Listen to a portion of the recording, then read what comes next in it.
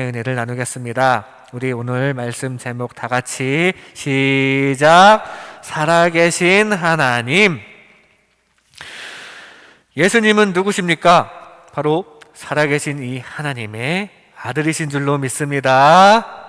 그래서 베드로가 이렇게 고백했어요. 시몬 베드로가 대답하여 이르되 주는 그리스도시요 살아계신 하나님의 아들이시니이다. 베드로가 아주 멋지게 예수님의 정체성을 고백했고 또 칭찬받았습니다. 그런데 그분, 이 살아계신 하나님이 진짜 있습니까? 살아계신 하나님은 정말 살아계십니까? 살아계시는 줄로 믿습니다. 어떻게 알죠? 어떻게 알지 몰라도 살아계시는 줄로 믿습니다.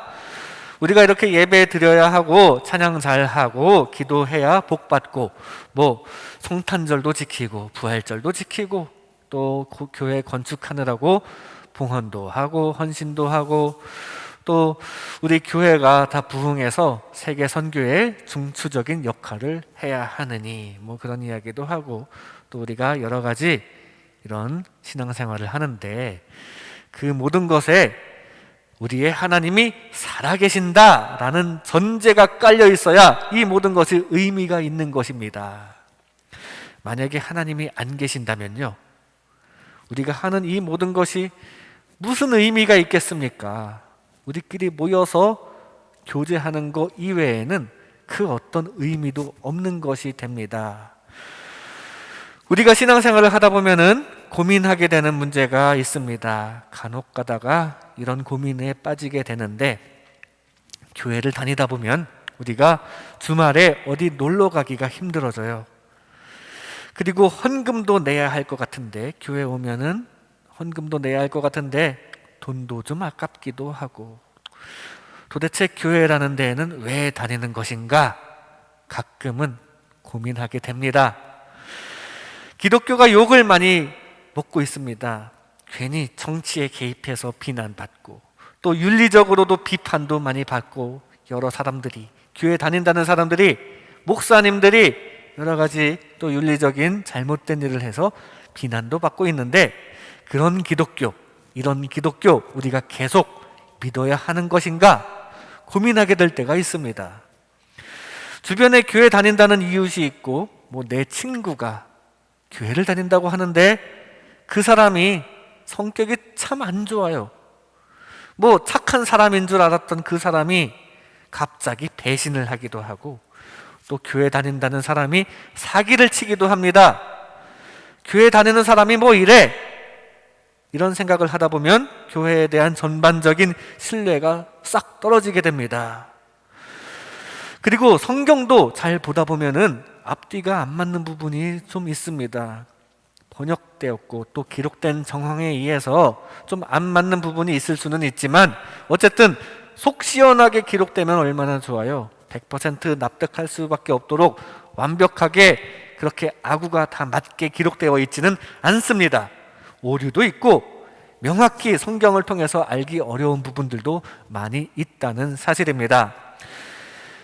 명확하게 따지기 어려운 사실 참 많습니다. 예를 들어서 우리 뱃속에 태아가 하나님의 존재도 인식하기 전에 갑자기 죽어버리면 그 영혼은 어떻게 되는 것일까요?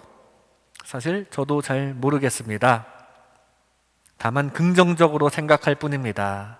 어떤 소설에 보면은 3분이라는 소설이 있는데, 거기 보면 주인공의 아들이 있고 또 다른 뱃속에서 유산한 딸이 있었는데, 세상 빛도 보지 못한 자기 누이를 그 아들이 하늘나라에 가서 천국에 다녀와서 만나고 왔다고 합니다.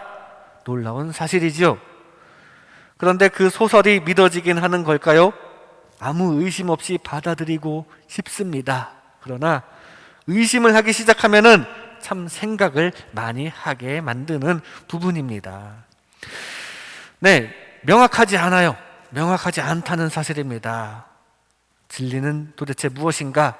성경을 봐도 정말 100% 납득할 수 있을 정도로 기록되어 있는 건 아니라서 이렇게 명확하지 않은데, 그런데 우리는 믿고 있다는 사실입니다. 지금 이 자리에도 뭔가 명확한 경험을 하신 분들도 있을지 모르고, 명확한 경험이 있다면 오히려 안 믿는 게 더 어려울지도 모릅니다. 전부 다 그러면 얼마나 좋겠습니까? 우리 모두가 항상 이 명확한 하나님의 이 나타내심, 계시가 있으면 얼마나 좋겠습니까마는, 우리는 대부분 이 명확하지 않은 상태에서 우리 주 예수님을 믿어야 하는, 어떻게 보면 좀 훌륭한 믿음을 다들 가지고 계십니다. 명확히 보이지 않는데도 지금 다들 잘 믿고 계시는 줄로 믿습니다. 어떻게 보면 이 성에 대한, 우리 머리에 대한 신뢰가 될 정도로 이해가 되지 않아도 믿는 믿음, 우리는 다 가지고 있다는 사실입니다. 그런데 그러다가 나도 모르게 머릿속에 의심이 들어오기 시작하면, 그러면 좀 고민을 많이 하게 되는 것이 사실입니다. 의심이 눈으로 모든 것을 바라보기 시작하면 문제가 좀 심각해질 수가 있어요. 우리가 믿었던 모든 것들이 뒤집혀질 수가 있는 것입니다. 그래서 바라기는 우리 주님께서 우리 모두에게 큰 믿음, 끝까지 영원한 믿음을 주셔서 그 확실한 믿음으로 어떤 의심이 들어와도 뒤집히지 않는 믿음을 주시기를 간절히 소망합니다. 우리 모두 큰 믿음, 강한 믿음 가지고 살아계신 하나님 믿음 가운데 나아가는 우리 모두가 되시기를 바랍니다. 우리의 믿음을 위해서 중요한 것은 바로 이것입니다. 신이 존재하는가 아닌가, 하나님이 정말 살아계신가. 신이 존재한다면 지금까지 얘기했던 문제들은 사실 문제거리도 아닙니다. 정말 사소한 이야기입니다. 신이 존재하고 내가 죽으면 그 신께서 나를 어떻게 하실지, 그것이 문제이지 다른 건 그만큼 중요하지는 않습니다. 신이 확실히 존재한다면, 하나님이 확실히 살아계신다면, 교회 나오느라고 주말에 좀 놀러 가지 못하고 그런 거 아무 문제가 될 게 없는 겁니다. 뭐 좀 아쉬울 수는 있죠. 인간적으로 약간 욕심이 희생될 수는 있지만 뭐 그래도 예배하고 섬겨야죠. 우리 하나님께서 확실히 존재하신다는데. 신이 확실히 존재한다면 우리 기독교가 욕을 먹든 아무 상관없는 문제입니다. 교회를 보고 신앙생활 하는 게 아니고 살아계신 하나님을 보고 찬양하는 것이기 때문입니다. 우리 여러분들 만약에 사람 때문에 실망하거나 뭐 갈등이 있거나 힘들거나 그래서 교회에 못 나오겠으면 다른 교회에 가세요. 다른 교회. 단 하나님은 떠나지 말아야 합니다. 하나님을 떠나지 않는 것이 가장 중요합니다. 물론 우리 교회에서도 하나님으로 인해 다 이겨낼 수 있는 것이 가장 바람직하고요. 하나님 보고 신앙생활 하는 것이지 부족한 이 사람들 보고 신앙생활 하는 것은 아니라는 겁니다.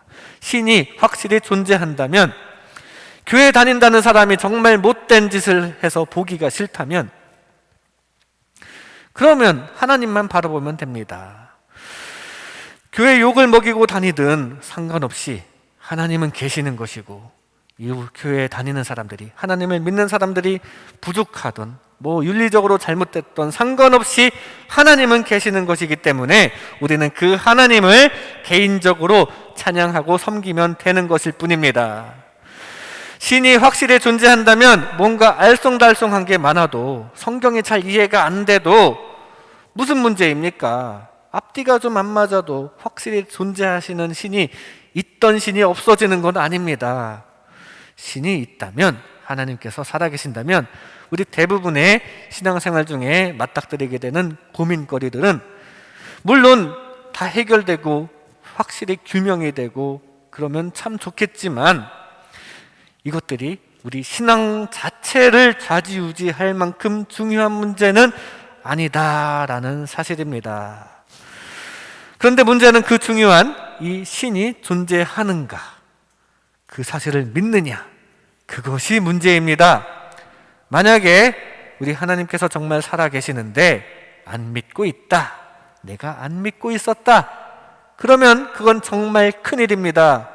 그 하나님께서는 영원을 말씀하시고 계시는데 정말 큰일 아닙니까? 영원히 벌 받는다는데 안 믿고 있었는데 정말 신이라는 게 있다면 이건 단순히 생각할 문제가 아닙니다. 단순한 실수가 아닌 겁니다. 그런데 많은 사람들이 이 중요한 문제를 고민하다가, 저도 마찬가지고요, 고민을 하다가 많은 경우가 많습니다. 아, 모르겠다, 복잡하다, 일단 잠이나 자자 하면서 잠으로 도피를 해버리고, 그리고 더 이상 생각을 안 하는 경우가 참 많습니다. 정말 중요한 문제인데요, 바라기는 이 살아계신 하나님의 존재를 늘 느끼고 항상 믿는 저와 여러분 되시기를 주님의 이름으로 축복합니다. 그런데 간혹 의심스러운 생각이 들 때가 있을 수 있어요. 그래서 오늘 이 시간에는 많은 사람들이 신이 존재하지 않는다고 생각하는 이유 2가지를 살펴보고자 합니다. 많은 사람들이 신이 존재하지 않는다고 생각하는 이유 2가지 중에 첫 번째로, 먼저 인간은 눈에 보이는 것만 믿기 때문입니다. 오늘 본문 11절에 그들은 예수께서 살아나셨다는 것과 마리아에게 보이셨다는 것을 듣고도 믿지 아니하니라. 제자들이 믿지 않고 있습니다. 직접 본 게 아니기 때문에 믿지 않습니다. 13절에 2사람이 가서 남은 제자들에게 알리었으되 역시 믿지 아니하였더라. 이후에 다른 사람이 또 예수님의 부활하심을 전했는데 자기 직접 본 게 아니라고 믿지 않아요. 그래서 책망받습니다. 14절에 그 후에 11제자가 음식 먹을 때에 예수께서 그들에게 나타나사 그들의 믿음 없는 것과 마음이 완악한 것을 꾸짖으시니 이는 자기가 살아난 것을 본 자들의 말을 믿지 아니함일러라. 믿지 아니하였다는 것은 이렇게 책망받을 만한 일인 것입니다. 이 예수님의 제자들이 눈에 보이는 것만 믿는 나약한 사람들이었습니다. 내가 직접 봐야만 인정하는 교만이 이 제자들 뿐만이겠습니까? 우리 모두입니다. 우리에게는 꼭 뭐 있으면 직접 2눈으로 해결해야 한다는 그런 마음이 있기 때문입니다. 2눈으로 확인하고 싶지 않으십니까? 사람은 눈에 보이는 것만 믿는 교만한 존재입니다. 그래서 눈에 보이지 않는 하나님을 안 믿으려고 하는 그런 존재예요. 창세기 11장 4절에 또 말하되 자 성읍과 탑을 건설하여 그 탑 꼭대기를 하늘에 닿게 하여 우리 이름을 내고 온 지면에 흩어짐을 면하자. 바벨탑을 건설할 때 사람들이 이런 말을 합니다. 우리가 바로 하나님처럼 높아질 수 있다. 우리의 이름을 내자. 우리의 명예를 높이자. 우리 과학으로 증명해내자. 우리 이성적으로 증명해보자. 하늘이 얼마나 높은지 2눈으로 직접 똑똑히 확인하자. 다 교만입니다. 그러나 우리는 눈에 보이지 않는 하나님을 겸손히 믿는 믿음 안에 있을 줄로 믿습니다. 겸손히 우리의 차원을 초월한 이 높은 곳에 계시는 우리 하나님을, 우리 살아계시는 하나님을 믿으시기를 바랍니다. 17세기의 계명시대가 되면서 사람들이 생각이라는 것을 하기 시작했어요. 생각을 잘 하는 건 좋은데 그 결과가 불순합니다. 신이 정말 있는 거 맞아? 하면서 하나님을 무시하기 시작합니다. 그리고 인간이 최고다라고 외치면서 인본주의가 싹틉니다. 결정적으로 지구가 자전하는 지동설, 그 지동설이 사실로 밝혀지면서 이거 봐라, 우리가 과학으로 해낸 거다 하면서 인본주의의 주가가 급상승하고, 반면에 종교계, 특히 기독교는 큰 타격을 입었습니다. 물론 생각을 잘해서 사실을 잘 탐구하는 거 좋습니다. 지구가 도는 지동설 다 좋아요. 우리 과학적으로 다 세상을 파악하는 거 다 좋은 것인데 그건 어디까지나 이 세상을 대상으로 한 것입니다. 이 세상을 잘 탐구하다가 신의 영역까지 건드리면 그렇게 신을 무시하게 되는 것이 문제가 되는 것입니다. 현대에도 많은 과학자들이 신은 없다라는 것을 증명하기 위해서 안달이 나 있습니다. 눈에 보이는 게 전부라는 게 정말 확실하다면 신은 눈에 안 보이니까 신의 부재를 증명할 수 있겠죠. 그런데 눈에 보이는 게 전부는 아닙니다. 그렇기 때문에 신이 없다는 것은 증명할 수가 없는 겁니다. 반대로 신이 있다는 것도 증명할 수가 없겠죠. 눈에 안 보이니까요. 눈에 보이는 거, 안 보이는 거, 그걸로 여기려면은 신이 있다는 거나 없다는 것을 다 증명할 수가 없다는 사실입니다. 신이 있느냐 없느냐에 대한 것은 이렇게 우리의 이성으로 규명할 수가 없는 문제입니다. 우리 이성으로는 단지 이 세상의 물질들, 형이하학적인 것들에 대해서만 규명할 수 있는 것이지 하나님의 영역은 못 건드리는 겁니다. 신의 영역을 이성으로 건드리려는 것은 교만입니다. 교만하게 우리 인간 이성만 믿기보다는 세상의 이성을 초월하여 겸손히 하나님의 진리와 은혜를 받아들이는 저와 여러분 되시기를 주님의 이름으로 축복합니다. 살아계신 하나님에 대한 믿음은 우리의 지성으로 해결할 수 있는 영역이 아닙니다. 차원을 초월한 것입니다. 5차원이라는 말 들어보셨습니까? 4차원 다음에 세계가 5차원인데 영화 인터스텔라에서 5차원이라는 말이 나왔습니다. 우리 시간을 왜곡하면서 우주적인 상상력을 키운 작품입니다. 시간을 왜곡시키고 우주에 다녀온 아빠가 다른 차원의 딸 방의 책장을 두드리고 있고, 이 영화는 우리가 지금 살고 있는 세상의 차원을 넘어서서 상상력을 확장시키는 시도를 했습니다. 마찬가지로 신에 대해서 생각할 때도 우리는 차원을 확장해야 합니다. 인본주의적인 차원을 벗어나서 차원의 확장을 해야 우리 하나님에 대한 생각을 올바로 할 수 있을 것입니다.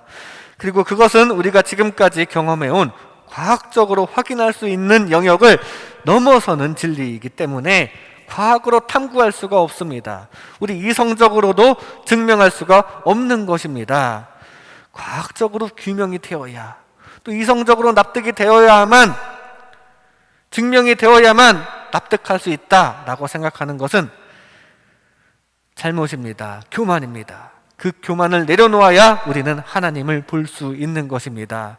늘 겸손히 주님의 은혜를 의지하면서 그렇게 살아계신 하나님을 느끼면서 살아가는 저와 여러분 되시기를 바랍니다. 혹시 귀신을 받거나 가위에 눌려받거나 하신 분들이 있을지 모르지만 그 귀신이 인본주의적으로 과학적으로 해석이 됩니까? 정신과적으로 해결되는 문제입니까? 귀신은 정신적인 사고와 상상의 결과에 불과하다라는 해석을 하려고 할 수도 있겠지만 그게 귀신이 없다라는 결론을 도출할 수는 없는 겁니다. 증명할 수가 없습니다. 가설에 불과할 따름입니다. 하나님도 마찬가지예요. 하나님을 과학적으로 어떻게 해석할 수 없다고, 없다라고 증명할 수 있는 건 아니라는 것입니다. 우리 모두에게 하나님께서 직접 나타나셔서 내가 실제로 있단다, 만져봐라 하면서 직접 만져볼 수도 있고, 그러면 얼마나 좋겠습니까? 눈에 보이고 만질 수 있으면 얼마나 좋겠어요? 그러면 그냥 의심하지 않고 믿을 텐데요. 그런데 어떻게든 좀 구체적인 체험하는 사람도 아주 드물게는 있을 수 있습니다. 그런데 아주 드물고 우리는 대부분 그냥 믿어야 하는 현실입니다. 바보같이 믿어야 한다는 사실이에요. 신의 존재를. 그러나 바보 같지만 그 믿음 안에 주님의 축복이 가득할 줄로 믿습니다. 우리 믿음에는 주님의 도우심이 반드시 필요합니다. 하나님을 만났다는 간증도 간혹 있습니다. 우리 교회도 간증할 수 있는 분이 많이 있고 그런 체험이 많이 있으면 좋겠지만,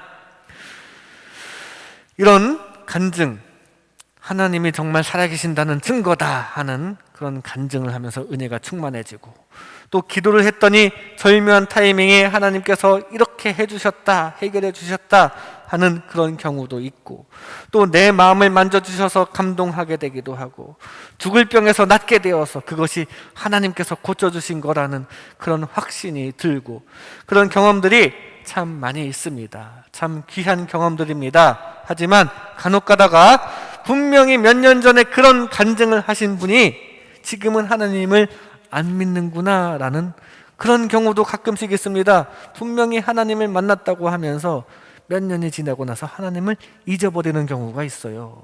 그래서 이 믿음은 내가 직접 이렇게 체험하고 규명하고 그런 것보다 하나님께서 끝까지 도와주시는 것이 더 중요합니다.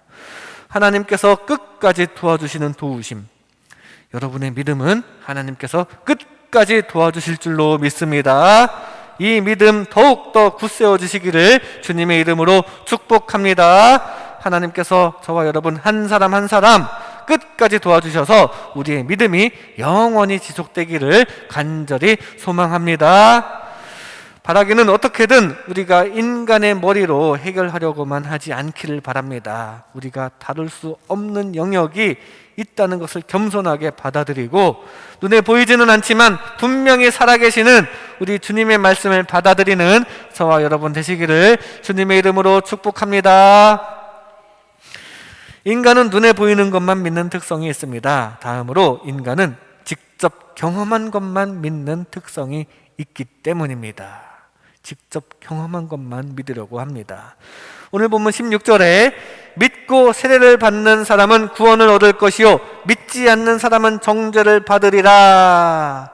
우리 앞에 표적이나 이적이나 기적이 있으면 참 좋을 것 같습니다.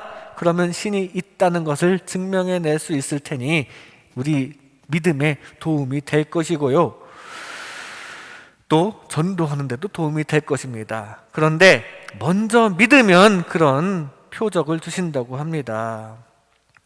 먼저 믿어야 믿음에 도움이 될 만한 증거와 확신을 주신다고 하니 먼저 믿어야죠. 그러나 우리 인간은 먼저 믿기가 쉽지 않습니다. 인간은 자신이 경험할 수 있는 것만을 존재한다고 믿고 싶어 하는 경향이 있기 때문입니다. 사람은 경험한 것만 믿는 유한한 존재이기 때문입니다. 어떤 우주인이 우주 공간을 좀 다녀본 다음에 이런 얘기를 합니다. 우주에 좀 나가봤는데 신이 없더라. 하나님이 안 보이더라. 이렇게 얘기할 수 있는 겁니까? 우주를 얼마나 나가봤다고. 그 광활하고 무한한 우주를 다 다녀본 것도 아니면서 그렇게 얘기할 수는 없는 것입니다. 존재라는 것은 발견하면 증명할 수 있어도 무존재라는 것은 발견되는 게 아닙니다. 쉽게 증명할 수가 없습니다. 그런데 사람들은 경험하지 않은 것들은 무존재와 동급으로 여기면서 없는 것이다 라고 여기려는 그런 습성을 가지고 있습니다. 스포츠 경기를 보면 잘 뛰던 선수가 갑자기 절뚝거리면서 나가는 경우가 있습니다. 갑자기 절뚝거리면서 햄스트링이 올라왔다고 해요. 그러면서 경기에서 빠집니다. 뭐야, 저게 뭐길래 그러지? 왜 아프다고 나가지?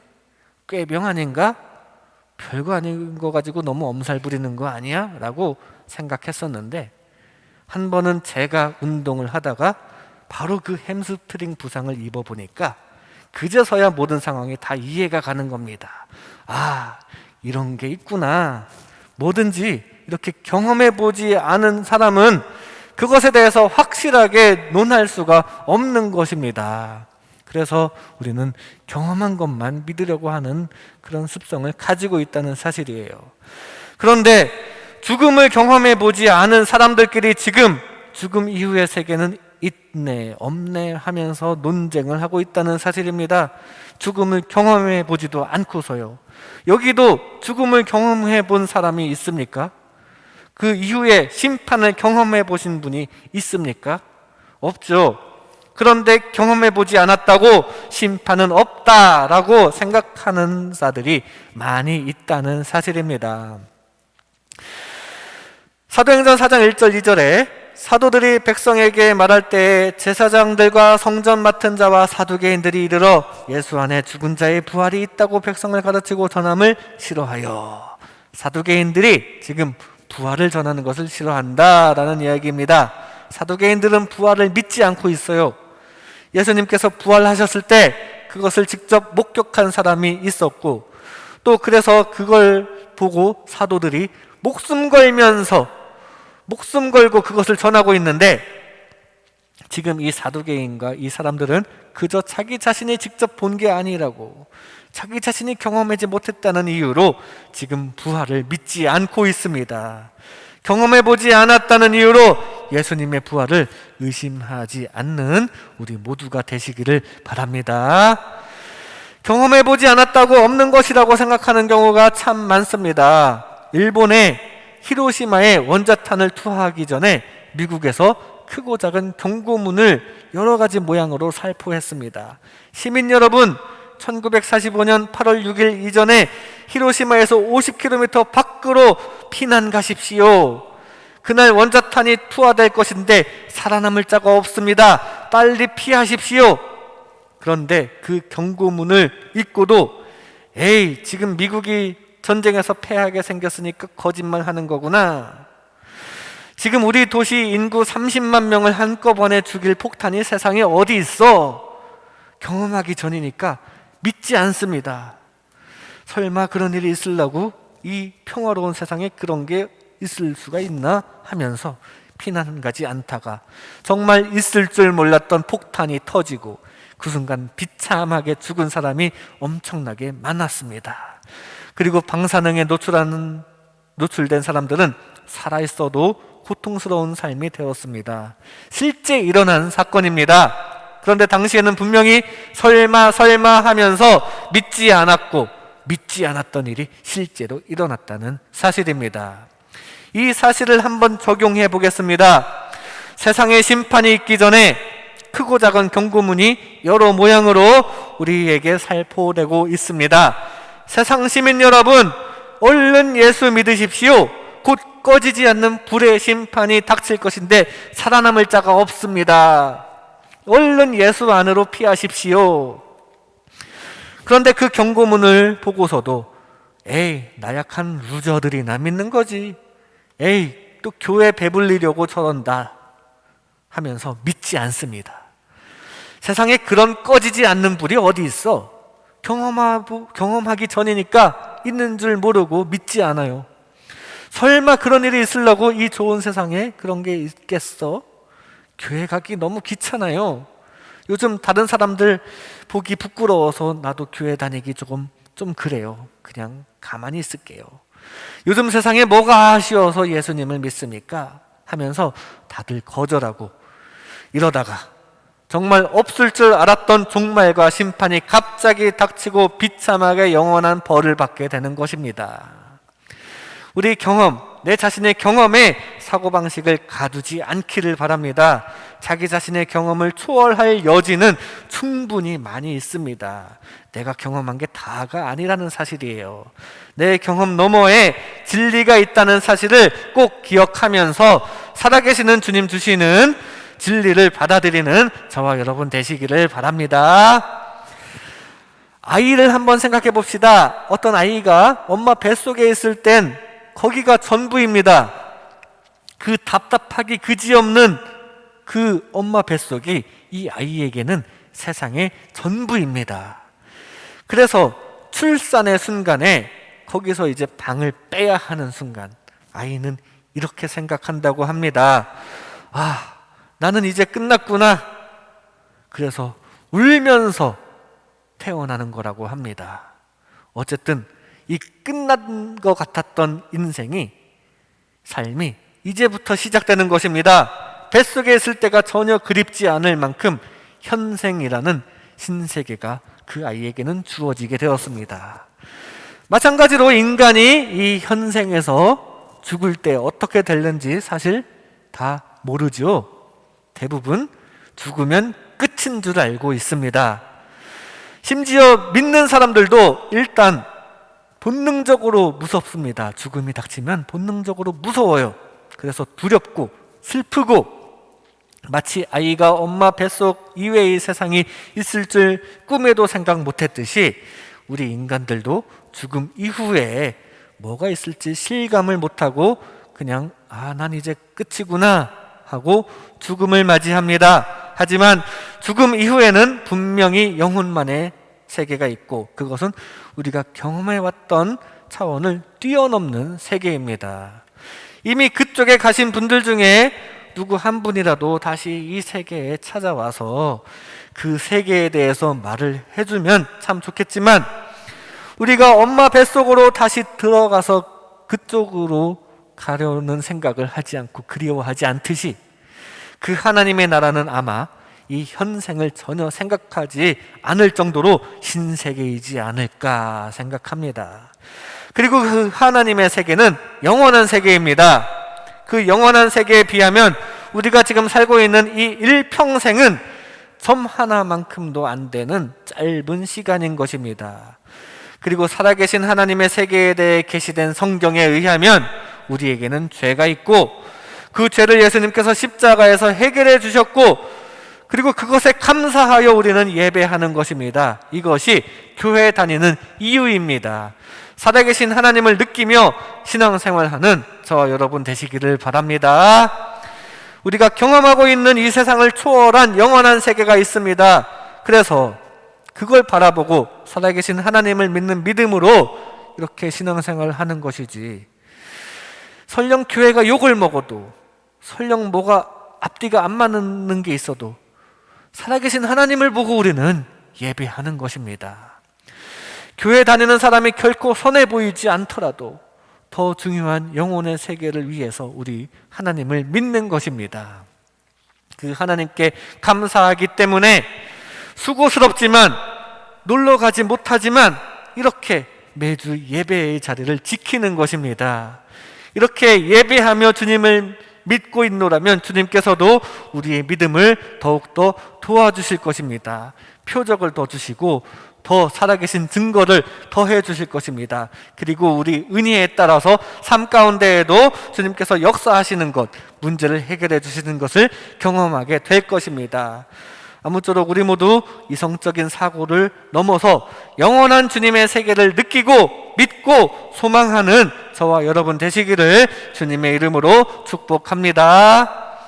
이 시간 살아계신 하나님이라는 제목으로 하나님의 은혜를 나눴습니다. 인간은 눈에 보이는 것만 믿습니다. 그러나 눈에 우리가 보지 못하는, 우리가 다룰 수 없는 영역이 있다는 것을 늘 겸손히 받아들이고 늘 주님의 말씀을 믿음으로 받아들이시기를 바랍니다. 인간은 직접 경험한 것만 믿으려고 합니다. 그러나 이 세상을 초월한 주님의 세계를 느끼고 믿고 소망하는 저와 여러분 되시기를 주님의 이름으로 축복합니다. 기도하겠습니다.